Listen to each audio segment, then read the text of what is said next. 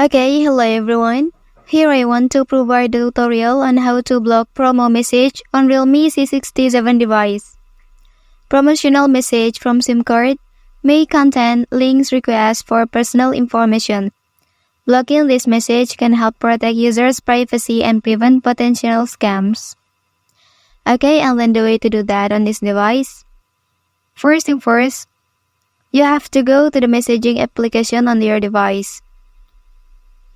Well, after that, here you can select the promo message you want to block. After that, click the three dots at the top right corner. Okay, and then here you can choose block and report spam option. Well, after that, you can uncheck list and then click OK. Well, and then you won't receive message from this number anymore. Well, that's the tutorial on how to block promo message on Realme C67 device. If you are helped by this video, don't forget to like and subscribe to get other information from this channel. Thank you.